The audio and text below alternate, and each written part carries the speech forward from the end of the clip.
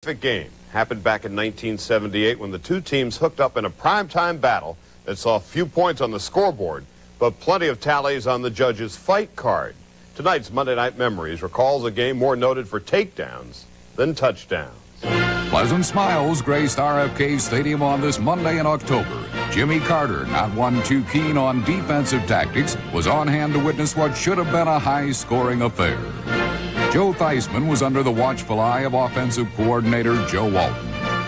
Run-and-shoot maven Jack Pardee was in his first year as Washington's head coach. And legendary football mastermind Tom Landry and the defending Super Bowl champs were in town. But for all the offensive geniuses present, the scoring in this game didn't amount to a pile of peanuts.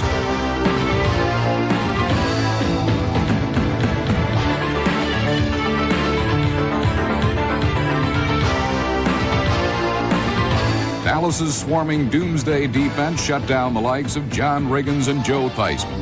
And behind the passing of Roger Staubach and receivers like Billy Joe Dupree and Drew Pearson, the Cowboys did move the ball for over 300 yards.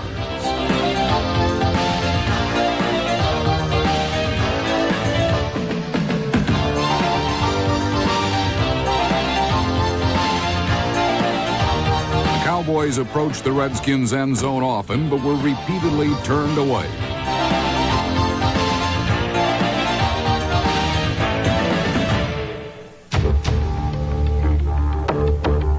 Neither second-year man Tony Dorsett nor Staubach could put points on the board. In fact, Dallas failed to score a touchdown for the first time since 1976.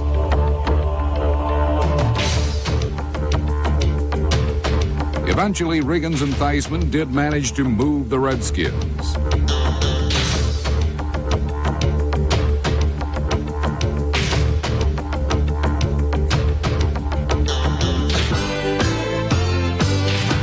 Washington didn't score a touchdown either, but steady place kicker Mark Mosley connected on 3 field goals, including a 52-yarder, as the Redskins won 9-5.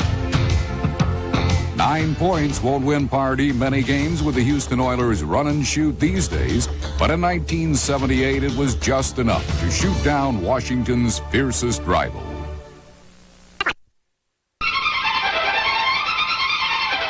Each autumn over the last 4 decades, the cities of Washington, D.C.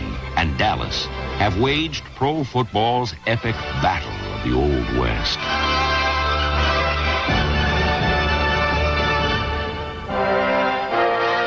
Cowboys versus Redskins, a modern-day range war, and the NFL's fiercest feud.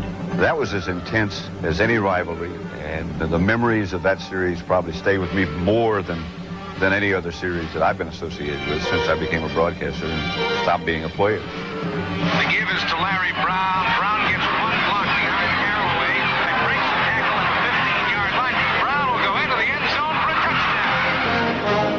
In terms of the evolution of the sport, I have to think that the personalities of Tom Landry and George Allen and the success of those two teams had a lot to do with making the sport as popular as it was in the 70s and on into the 80s. Roger going deep for Drew down the sideline. Caught to the 5. Touchdown, Dallas Cowboys. I think this was the best rivalry in football. I believe it was good for the NFL to have the tremendous rivalry between Dallas and the Washington Redskins, and that's still going on. Back goes Aikman again. Good protection this time. Up over the top, Alvin Walton picks it up on the 29. He's back to the far side, 15, 10, 5. It's a touchdown. Washington Redskins defense. It's been a series with as many plot twists and memorable characters as a Louis L'Amour Western. When George Allen became the head coach of the Redskins in 1971, he brought with him infectious enthusiasm and a collection of old pros who knew how to win in the NFL. The Redskins were hungry for a victory. They were hungry for any kind of a successful season. They hadn't had a championship in 30 years. What I tried to dwell on is that you're in the nation's capital. You're representing the nation. And I felt that way myself. We had a special mission. He'd say Tex Ram put the Cowboys in there because he thought the East Division was patsies. that the Redskins would never be anything, and that it was a setup by the league to make sure that the Cowboys always got to the playoffs. Roger Staubach and company. Roger Staubach, Tom Landry, Tex Ram. Here we go.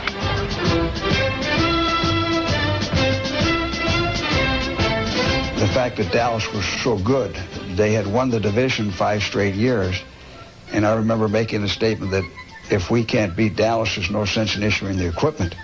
But I remember George always saying that, you know, if it was up to him to have the outcome of the game, he would like to fight Tom Landry on the 50-yard line of the game if that what it meant to win. I don't think he'd have won. Go hard, go hard, go hard. Okay, that's the way to find daylight. That's the way to find daylight. Okay, that's Tom Landry, their practice field, there's some apartment buildings nearby. They had the police clear the apartments. They were sure George had spies everywhere. Boy, that's the way to go. He made up all these goofy stories, got us to hate the Cowboys. The Cowboys, we were just the Redskins, you know what I mean? We meant nothing to them.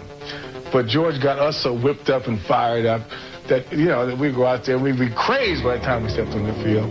And then in response to our craziness, and they got crazy, so the rivalry developed. But it really came because George had a team which didn't have that much skill. He built his Redskins up to where they were about to pop.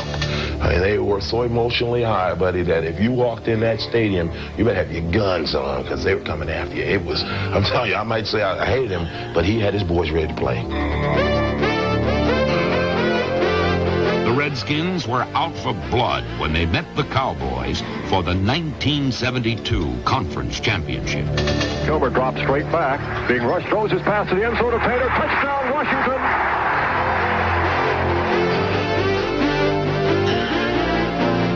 Die, you dogs, die! Die, you yellow dogs!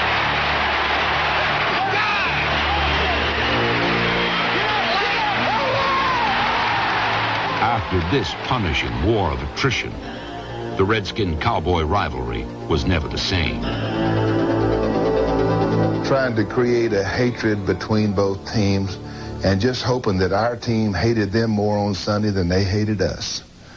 And those games that we hated them more, we always won. The following season, a national audience witnessed the feud in all its fury. We went to Washington to play on Monday night, and I never was ever in a game like I was in that night. It's a wonderful football game.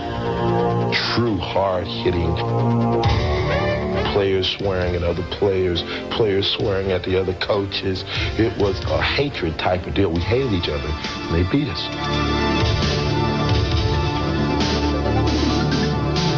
Last play of the game, Walt Garrison caught the ball on the 1-inch line, getting ready to score, and Kenny Houston stopped it. And I was a rookie, and I thought I'd never, ever played in a game like that before in my life. It was not a war story, but rather a fairy tale, when a Dallas bench warmer replaced an injured Roger Staubach and made magic in Texas Stadium. Clint Longley is the hope of all obscure players. You know, they come off of the bench in a tight situation and go to and have a great glory he had that afternoon. That was a tremendous performance. You just couldn't believe it. You know, when you lose your quarterback and you're up against Washington, who's a good football team, and you're behind to start with, you don't expect things to happen like that. Landry came and said, well, they're talking. Said they're going to knock Roger out, and all we've got left is that rookie, you know, nameless rookie. And then he just kind of would turn his head and look at me like this, you know, like, well. But I was confident, you know, I felt like at the time I was a gunfighter with a football. If there was somebody open, I could hit him. Longley brought his team from far behind, leading Dallas to 3 touchdowns and a win over Washington for the most thrilling game ever played in the Cowboys' traditional Thanksgiving series. But no Dallas rally will ever surpass Roger Staubach's heroic performance in the final week of the 1979 season. Both teams needed a victory to make the playoffs, and such high stakes made for high drama. From the beginning to the end, it was comebacks by both teams. And we came back 21-17 and looked like we had total control of the game. And then all of a sudden, we didn't have any control of the game. Theismann delay play to Riggins coming to the right side, and Riggins has a big hole, first down the sideline, 40, 30, he's gone to the 20, the 10, he's still on his feet, touchdown, and that may be more than the Cowboys can overcome. I was recording the game with KRLD as a guest broadcaster that day. In my heart, I believed that the Cowboys were going to win the game. And my announcer, the co-announcer with me, Brad Shim, kept saying, "Hey, Charlie, there's no way. The game's over." So, Brad, hey, you got to believe that this team can win, that if we could just get the ball back to Roger somehow. Clock is running, 2:38 left in the game. Shotgun formation, Staubach throwing, caught, Spring. Go. Touchdown. Touchdown, Rod Spring. How can you live like this, doing this every week? This is what it's all about. This is a killer. 42 seconds left in the game. Redskins lead by 6. Second down and 8. From the 8-yard line. No shotgun this time. Staubach throwing in the end zone. Tony Hill. Touchdown. Tony Hill. The Cowboys have won the East. The Cowboys have come from behind twice. Unbelievably. One day, a few...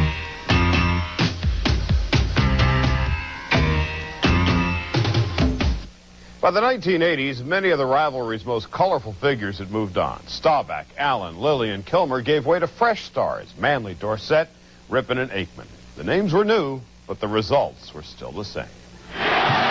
It took 3 years, but to Washington, it was worth the wait for a full measure of Redskin revenge. For the second time in their history, the two teams met in the conference final.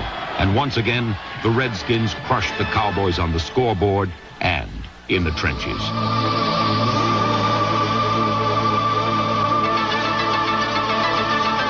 I make plays against Dallas. I mean, I play with a lot of emotions against Dallas, and so it's like being in the alley at 3 or 4 in the morning and a rainy night, and you got a couple of Doberman pinchers. You don't know which one gonna bite you, or you don't know if you're gonna bite them back. You know, it's a real nasty game. First, Manley leveled their quarterback, then made the play that clinched a championship. Screen. Oh, what a play! Dexter Manley tipped the pass, picked off by Darryl Brand. Touchdown, Washington Redskins! I don't believe it! Oh, they're going crazy at RFK. Look at this! Look at this! Washington went on to win its first Super Bowl, then opened the following season with what appeared to be another Redskin rout over Dallas. Instead, they were about to be victimized by a stunning Cowboy comeback. Well, we were very frustrated at halftime because they'd pretty much shut us down. Came out the second half. We did the things that we felt going into the game that we could do, and all of a sudden they started opening up for us. I've always looked forward to playing the Redskins because they play the type of defense that you can hurt if you execute properly, especially in the passing game.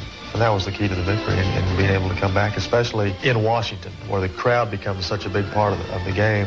It was a tremendous thrill to quiet that crowd down in the fourth quarter once we took the lead.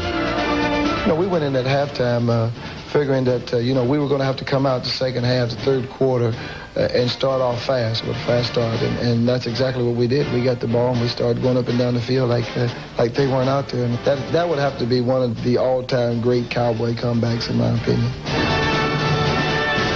The rest of the 1980s were dominated by the Redskins, who made 2 more Super Bowl appearances while their traditional rivals from Texas sank to the bottom of the standings. Rader blitzes on, gets it away into the blitz, got it up to Didier on the far side, caught it in midfield. He breaks it down to the 40, to the 30, to the 20, the 15, the 10. He's going all the way. Touchdown, Washington Redskins. The Cowboys' most embarrassing loss came at the end of the 1987 labor strike, when a Redskin squad of replacement players beat a veteran-laden Dallas team on national television.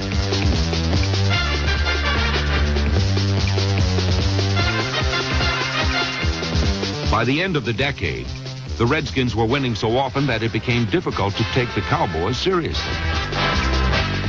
We were playing against Dallas Cowboys, and I had some pretty good success with it. I was able to get after Aikman a few plays and rush him throwing the ball. I stepped one way, and then I reached out, and it's like you would see a turtle do, like put his head in the shell, kind of raise up his shoulder pads and try to stick his head in there, trying to get away from this club. And I hit him with it anyway and was able to get through there and rush Aikman. Dallas finally regained some respect in 1989. They won only 1 game that season. but it came at the expense of the Redskins, giving new coach Jimmy Johnson his first NFL victory. A year later on Thanksgiving Day, the Cowboys engineered their biggest win in recent memory with an upset over Washington. The Redskin win on Thanksgiving, I think because we were going up against a playoff team, a team that was regarded as one of the teams that would make a playoff run. It always finished strong. Beating them in front of a national audience was a key game for us. Since I've joined the team, our rivalries have taken a back seat because of the way that the Cowboys have been playing, the drop-off in the team. Some of the older players that are here that have been through those better times explained to us what the rivalry means to them. So it's still a big game. Since things have picked up, you kind of sense a little bit of it when you go out and play. 5 to 30. He'll never beat Green. There's the 20, the 15, the 10, the 5. Touchdown, Evan Smith. He made Darryl Green miss. The NFL's fiercest rivalry appears to be regaining its vigor. An intensity that was recaptured in 1989 when the great stars from the Redskins and Cowboys past returned to Texas Stadium for a charity flag football game. The players sported a few more pounds and a bit less hair, but the emotions of the rivalry remained alive and well. This is the over-the-hill game. All right. What about the game plan for these Redskins and in particular George Allen? Well, I'm gonna check his signs over there. He's usually licking his fingers. He probably got something going on over there. That afternoon, the Redskins and Cowboys turned back the clock one more time.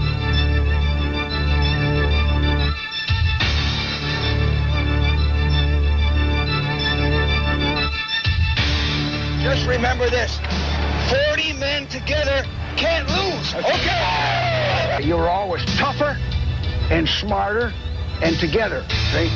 And now, 15 men together can't lose. What do you say?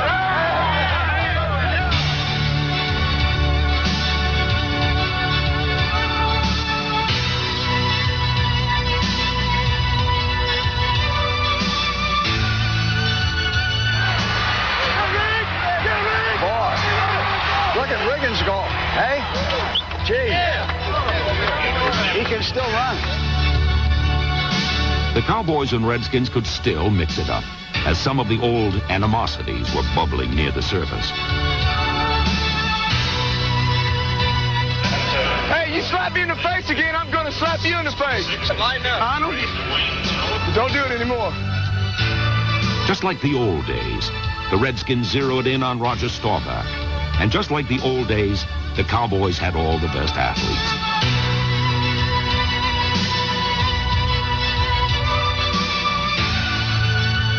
Dallas won this game, but the Redskins were winners as well, rekindling the fighting spirit of the NFL's greatest rivalry.